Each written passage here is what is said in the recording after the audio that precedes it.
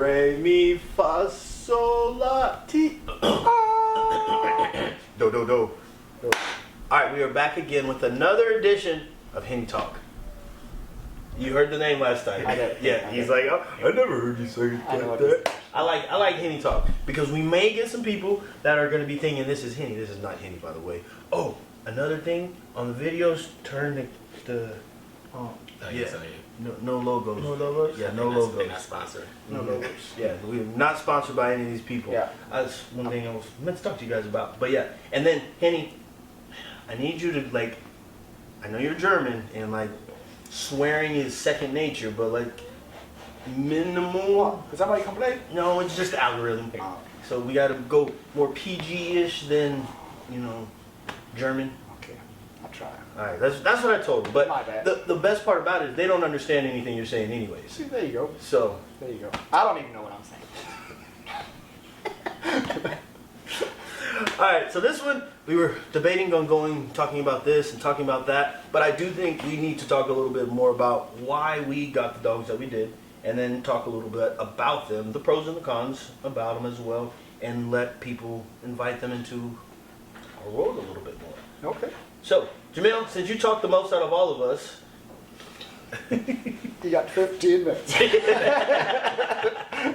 introduce yourself to everybody, and then explain why you got the dog that you did, and then what are you looking for? I know we talked about this briefly, but in the next dog that you're going to get. Alright, Jamil Kid, J Kid on all social media platforms. Iron Shark K9 Decoy.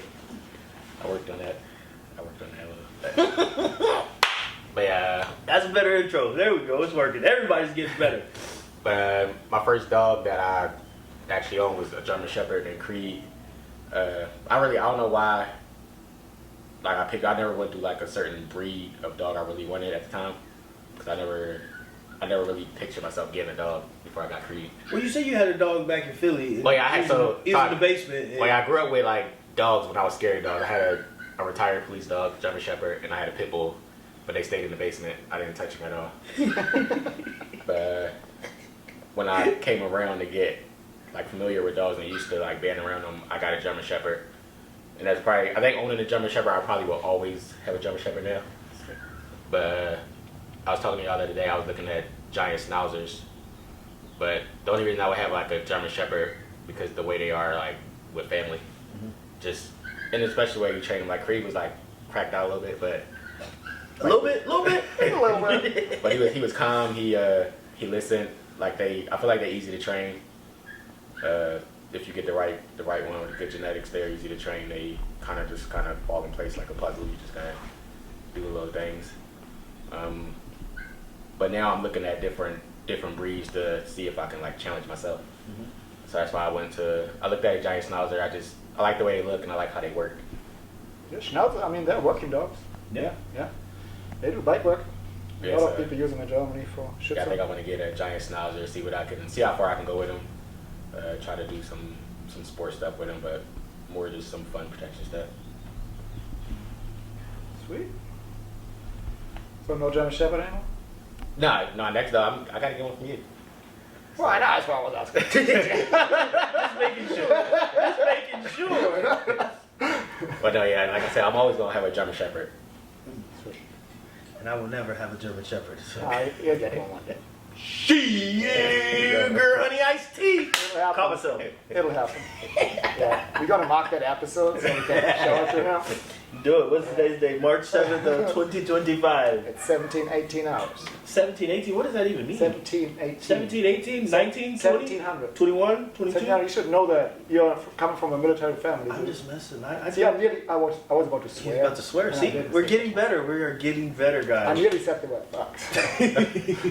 Yeah, so if you don't know military time, it's 12, and then you add whatever number it is. Well, 1 is 13. Yeah. Yeah. So you add 1 to Oh, 12, that's what and you it get is. 13. Yeah, you're right. You add 2 to 12, you get 14. I know. 7 to 12 is 19. So, And then 12 to 12 is 24, but it actually goes to 0. so why are you asking? I gotta be the devil's advocate. I think you really didn't know what I was saying. That's why. I thought you were counting, but 17, 18, I don't have that many dogs. I want to make sure we're clear on the time when you said that. Introduce yourself to everybody. Henrik, owner from TX German Shepherd, breed German Shepherds, work German Shepherds, train them, retire them, love them, live with them. If you're looking for a German Shepherd, contact me. We dropped the info down below, right? Yeah, it's in the description. In the description. So the first dog I want you to talk about is going to be your favorite. Z, is it Z-O-R-D or Z-O-R-T? Xord? Yep. X-O-R-D? It's X. Xord. Yeah, X-O-R-D. Zord. Yeah, Zord. X-O-R-D. Xord. It's phonetic. I'm not, I guess I'm not an English scholar apparently, because 1700 Xord. that sounds like a Z to me. That's why you train dogs. So. Yeah, that is true. And I told You don't need all the other that. day.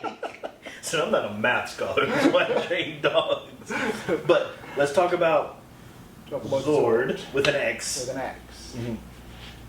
Zord, And what did you learn from him, and what Right. would you not ever want another dog to have? Zord was about, I would say, he was about an 80-pound German Shepherd. He was a big boy, for what I consider a big boy German Shepherd, not what the Americans consider as a big boy. Yeah, I got him when he was about 2.5 years old, I believe. Pretty much bought him for a class, for a 10-week class for police dogs that I went by myself, financed by myself to be part of it, train him up as a police dog. At that time, Dex was way too young to take him to that class, so I just needed a dog. So I was looking around and found Zord, imported him from Germany, brought him over here, and I actually think he bit me the first time on the third day. It was right there. Tried to brush him. But yeah, we brushed that one off, right? So we tried to get to know each other, so I didn't put too much into it. But yeah, so we ended up going to that class for 3 months, and I thought we already had a pretty good relationship.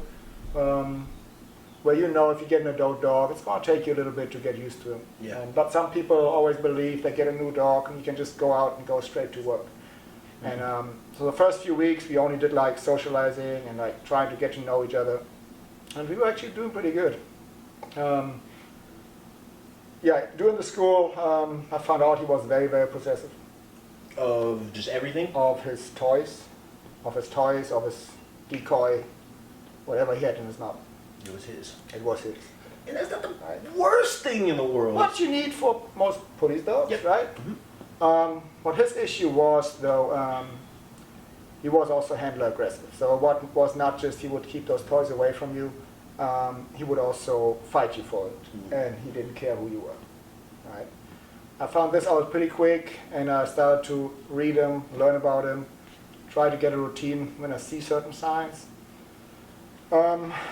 Yeah, and he ended up, we were training the scent and the down emotion, like the call-offs, and he did always good at home. We did that a few times, and I threw that ball, threw it out, told him to down. He went straight into the down. I let him go get that ball. He brought it back. He gave me the ball. I threw it again. I sent him out. Told him down. He didn't down. Told him down. He didn't down. I had an e-collar on him as well. I used the e-collar. He didn't care. He went right up to that ball, laid down, and put his nose on it.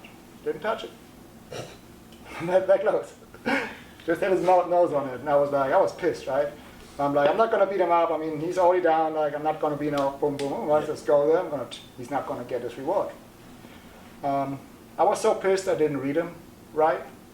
Now in the aftermath, I could see a lot of signs that I ignored in that moment. They say hindsight is 20/20. So yeah, so I went there. I said no, tried to grab that ball, and the fight was on. And when you say the fight was on, The fight was on. He went straight for my hand, my whole fist in his mouth. He started immediately to pull, try to get me on the ground. A drag-out fight with my fist in his mouth. My jiu-jitsu kicked in a little bit, I know, and I went straight down, put my whole chest on him, tried to pin him down, pretty much demobilized him, His head was right here, my fist in his mouth, and I pretty much was holding him down with my whole body weight on his neck, and he just wouldn't out. He still tried to pull my hand underneath my arm. I started to duck my elbow into his throat to get him to out. He didn't out. Used the e-collar, turned it up. He didn't care. Had a prong on him. Tried to do whatever I could with one hand. You can't build enough momentum, but you try everything you can because he was actively pulling. And so Zord was a dog. When he bit, he had a calm bite, but as soon as you move, he just clinched down. Mm-hmm. I remember. And that was the moment I could feel every single tooth. It was weird, like the structure of the teeth. I could feel every single teeth in my fist. And this was at your house, or this was at the? That was at the class. And what was everybody else doing? Like, Well, you're not going to go in there. I mean, right? It's me and the dog. So you would just want to make it worse on that one, and he's going to transition to the next one. You was know? there not a decoy? No, there was no decoy. We were doing obedience. There was no decoy. How long was it? How long was it until you owned him when this happened? I would say I had him for about 3 months, 3 months, I think, yeah. So what? I think that fight was about for 1.5 minutes until he finally decided, okay, I'm done. And he let go. I got up, he looked at me, and I sat down. And I took him back in the truck. He got in the truck. I went to the ER. I came back 19 stitches later. Nothing broken, I was lucky. But yeah, we came back here, and Zord, I think in the 2nd week, he kicked my cat.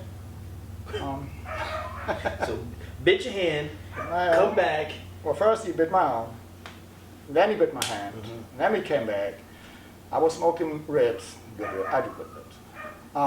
Baby back ribs, and had him running around. If you want Henny to cook you some ribs, let us know. And then, the cat got out, or was out, and he got a hold of that cat. I don't know how, because that cat is quick, but he got a hold of her, and I'm like, oh shit. Go out, jump over the fence. We got double fencing.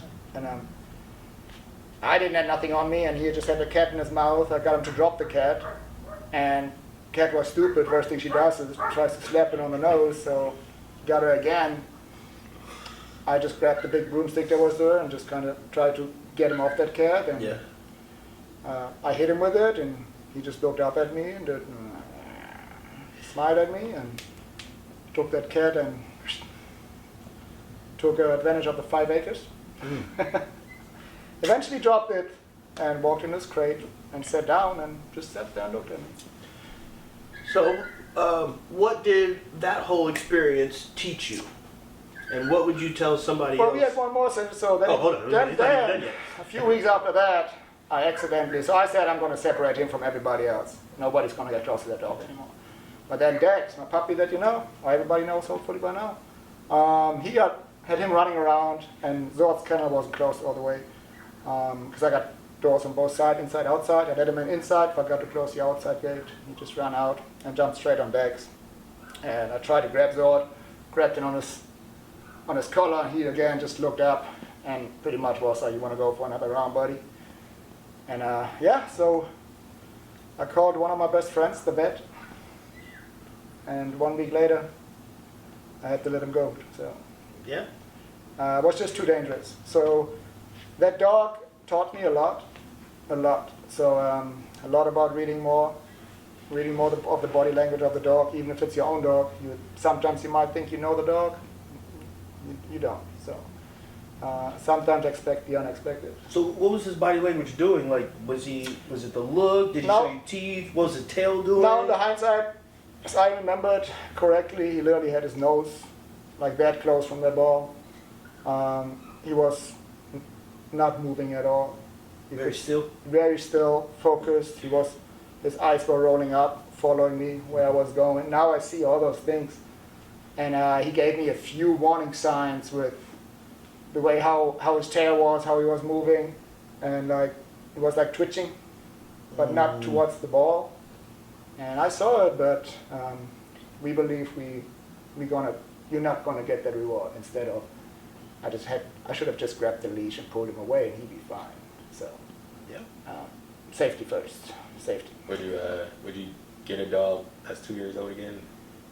I would definitely put more time into getting to know the dog before I would take him on a training like that. Yes.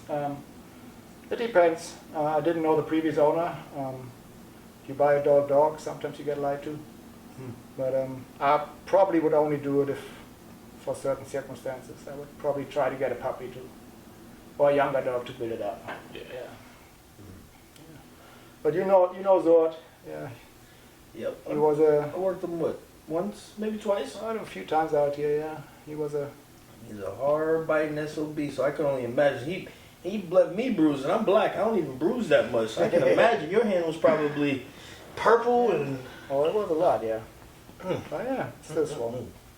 So there's a lot of people that, I want that kind of dog. I need a dog like that. Would you ever suggest a dog that has those type of characteristics for somebody? So especially because people like to adopt, always talk about, I want to give a retired military working dog a good home. I want to give that police dog a good home.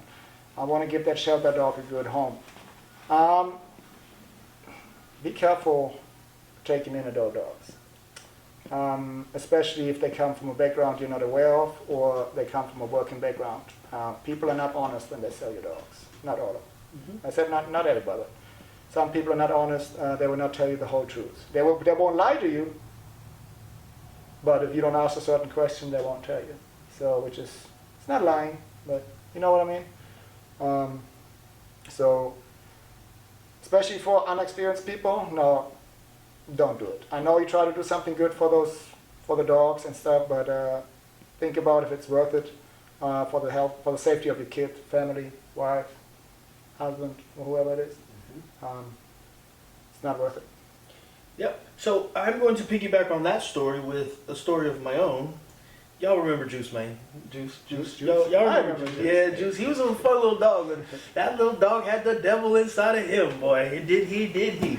And I think we got him when he was probably 6 months or so, and I wanted another working pit, and he worked. He was that. He worked. And he just gets too worked up, and there was a time where we were actually with Trevor and them, and Ego was probably 6-7 months as well. And then they had, I think it was Chimera and some puppies, right? And we're at this lake, river thing or whatever. We're doing, the dogs, and they're going through the water and everything. And I throw the ball over there, and he goes over.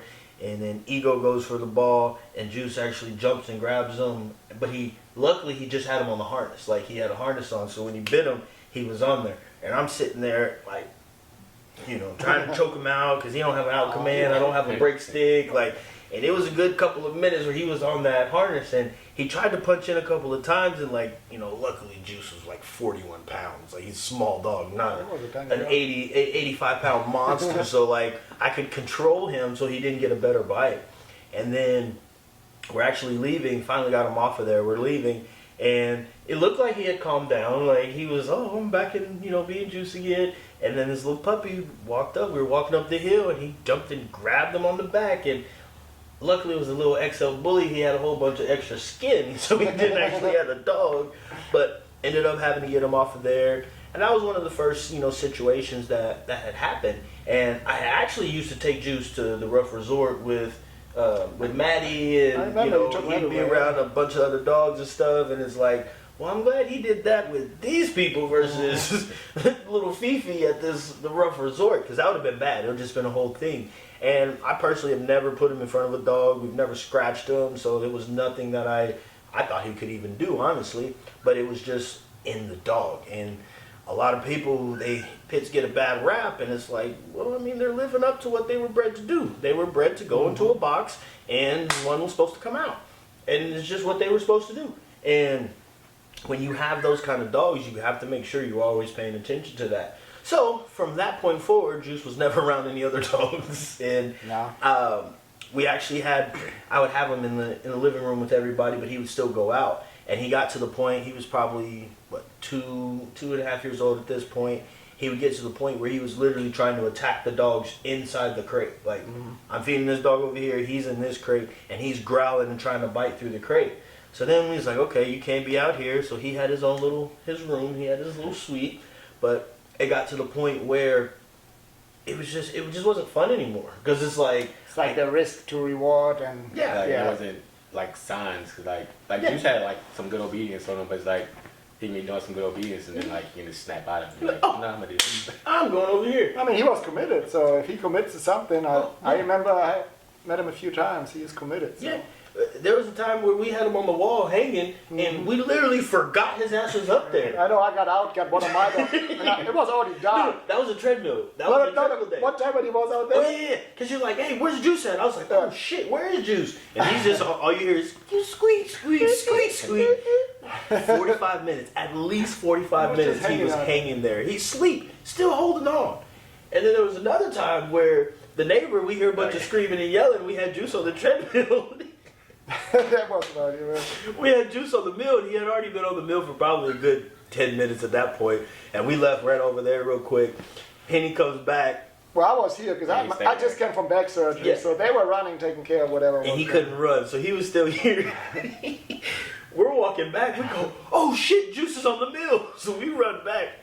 He goes, yeah, I tried to take him off, but he looked at me like he didn't want to get off, so I let him stay.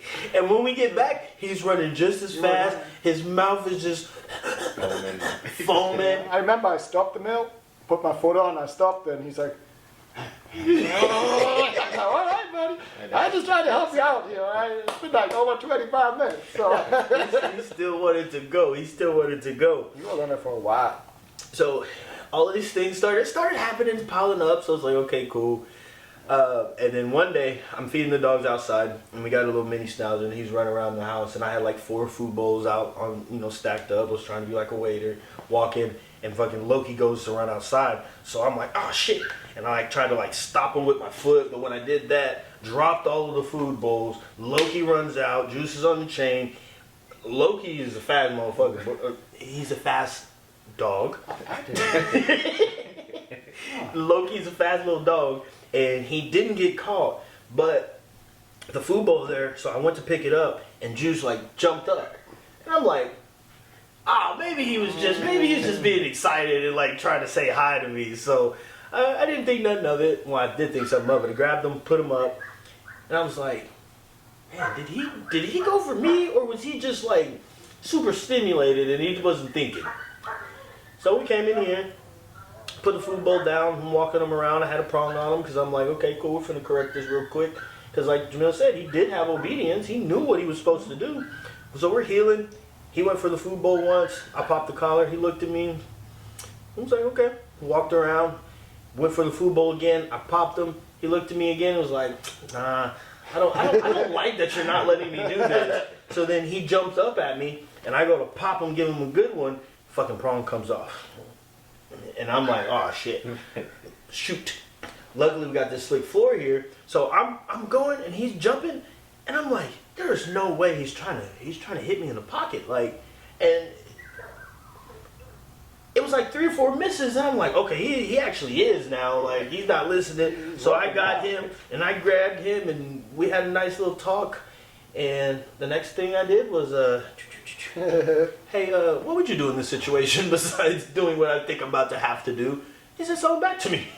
So ended up selling him back. And like you said, the risk to reward that he provided, it just wasn't worth it. Like, he would have been a great hog dog. He'd have been a great dog that they were bred to do, and that's not what I do. But he didn't have any upside. I couldn't take him to any events that we go to. I couldn't take him anywhere in being safe. Like, because you continuously got about it. Oh, what is he doing? Yeah. What is he doing? It's like, and then like you said, if he gets you, he's got you. I mean, we've had him on the leg. He was working Jamil, and we were like, all right, we're just gonna choke him off the bite. It was 5 minutes. oh, I remember him being on bites for Like, a while. Yeah. legit. And then it was like out, and he's like, It's like, oh, okay. So if you want to hold on, you just want to hold on forever. Yeah. And it's like, we got the kids. So it's like, they go out there, he does something, grabs one of them. Like, now they're fucking traumatized for the rest of their life. So it's like, Yeah. it just wasn't worth the risk. So, as well, did you see anything on him before he did any of those things? No. In the aftermath, He didn't really give you a cue. he didn't give you anything. No. Yeah. I mean, he was one of those dogs. He was happy-go-lucky. And then when he didn't want to be happy-go-lucky, he didn't. And I don't think it was coming out of a place of aggression. it was just like, this is what I want to do. And when they set their mind to something, that's what they're going to do.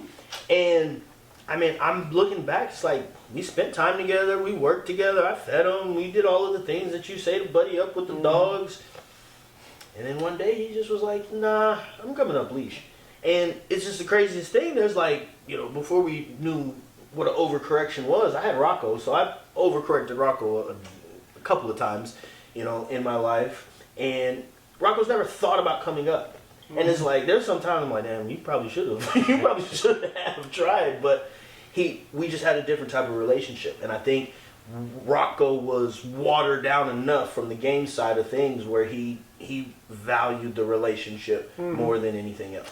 Well, there are dogs out there that are really like loners. I mean, they come from the wolves, so they're lone wolves out there.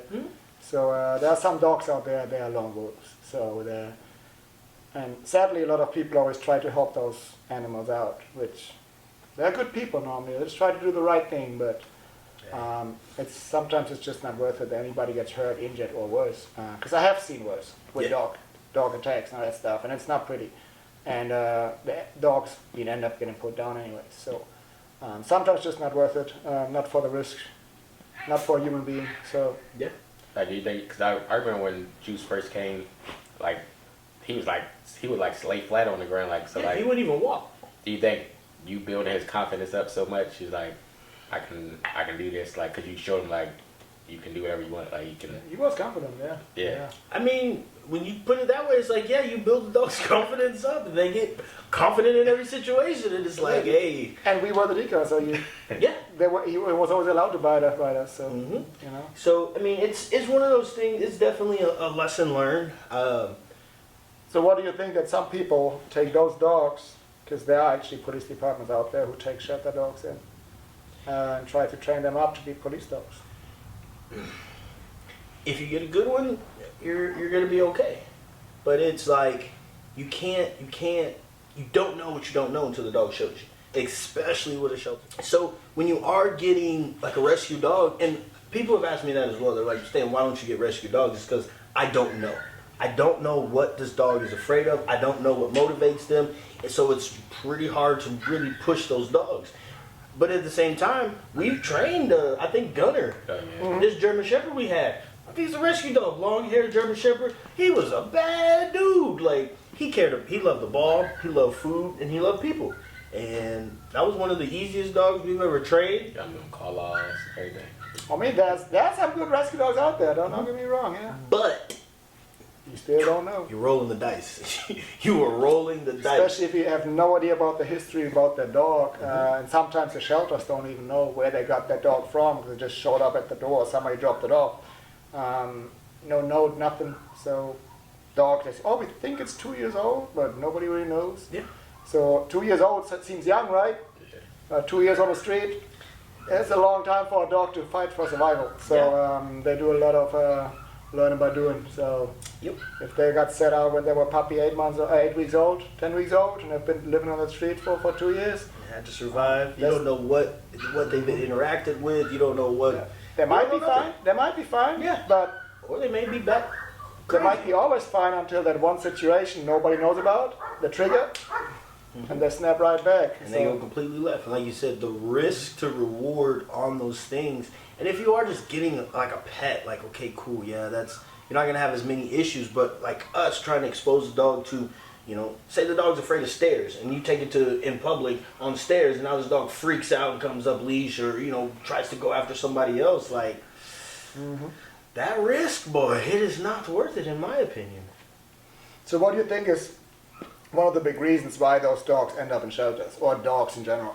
Because those shelters, they're all overloaded, we all know that, which is a sad view, but there are reasons for it. Well, people get dogs and they think they're going to be like a computer. They think that they're just going to figure it out on their own. Like, I had a guy come out here in my yard yesterday, well, not my yard, in the driveway, and he said, yeah, my cousin wants to give me an 8-week-old dog, a Roddy. I said, well, how long has he had the dog? He said, he's had it 1 week, and he already wants to get rid of it because it's making too much noise. I'm like, well, it's a baby. It's literally been gone from his family for 1 week, and you haven't shown the dog anything. You have no relationship with the dog. You Yeah. don't want to do anything. You just wanted this dog to basically be an ornament or an accessory, but it's a living, breathing, thinking animal. And if it's been on this world for 8 weeks, 7 of those were spent with the same dogs, the same people, and then now you take that dog away and you probably put him in a room by himself. In the crate. Never been in the crate. He's gonna make some noise. Different smells, different everything. Yeah. So a lot of people, and he's like, he told the dude, he's like, you just come pick up the dog. And you spent all of this money, come in. You spent all of this money on this dog. How are you, sir? You're good. We're about to wrap up the pod. So you spend all of this money on this dog, and you don't even want to give the dog even 3 weeks to figure itself out, or Right. you figure out if you like the dog. And I think a lot of people do that same thing. They get a dog. Oh, I seen it on a movie. It's cute as a puppy. Yeah. They got the little barks. They're always cute. And the other thing is, not because I'm a breeder, but yeah, it's buying those backyard breeding dogs. They're cheap. They're cheap for a reason. Normally the breeders don't care about those dogs, so they go out quick. They need to sell litters because they're cheap. So it's easy for people to buy a puppy for $150. And most It's, of them, My best dog was 150 bucks. My best dog's 150 yeah, but you bucks. get it, right? So, but it's easier to put a dog back on the street when you pay $150 for it, or if you pay. Impulse buy. If you come out of Exactly. Walmart and somebody got their trunk open, like, hey, these dogs. And Sometimes they give them away for free. Hey, these dogs are free. Just take it. Yeah. And then you get it, and you can't even afford the fucking. You can't even afford the food. You know what I mean? Yeah. So. Yeah, I mean, and that's the thing. Is Yeah. people they get dogs and they don't realize. I don't think they've ever done any research on the dogs, and they get these, these big powerful dogs because they want to look cool. And it's like, can you even handle that dog? If that dog looks at you the wrong way, and that's where a lot of the aggression cases come from. Like people, oh, this dog's super aggressive. I walk over there, the dog does one thing to me. I'm popping on collar. He's like, okay, I'm good. Yeah. It's like, so what did you do when they do that? Well, I usually just stop doing whatever he was doing, and I told him naughty dog. and then walk off, and the dog's like, yeah, I got you. And they actually teaching the dog to be aggressive. And I Yeah. tell them it's literally the same thing we do in bite work. If I reach for the sleeve and the dog barks and growls at me, I leave. And the dog starts learning, oh, this gets him to go away. But these people are doing that in their own home. Like, Rye, she was 12 weeks old. She jumped on this couch and she pissed, right? So I was like, you're still a puppy. So I just gave her a little scruff. Like, no, don't do that. And I was going to move her to do something else. She turned and said, meow. I said, oh. I said, no, ma'am, we're not going to do that. Did you just do that? And I just picked her up and looked at her and was like, what am I going to do that? She was like, oh, Jesus. So Yeah. you got to make sure that you're correcting dogs properly and you're not letting them get away with things. But we do got to get some training in. So we're going to wrap this one up. What will you leave the people? We got some more story time with our dogs. We just talked about Story the aggressive dogs that we had today. Next time we may talk about the positive experiences, like, dogs like Boot and Akira. I think that'll be a good topic for the next one. And I think we actually is going to start bringing one dog at a time, being part of it, and talk about our dogs. Yeah, I mean, if it's Dax, he can sit next to Jamil. Like, Next week. What? He likes to cuddle now. I believe you. Yeah, and side by side, and he's gonna sit over there. I just put him in a downstairs. He'll be fine. Yeah. Famous last words. I'll give you a cup. Subscribe. Make sure you hit that notification bell. And if you have any topics that you would like us to cover or address, comment section. Take care of your dog. And cheers. Oh yeah.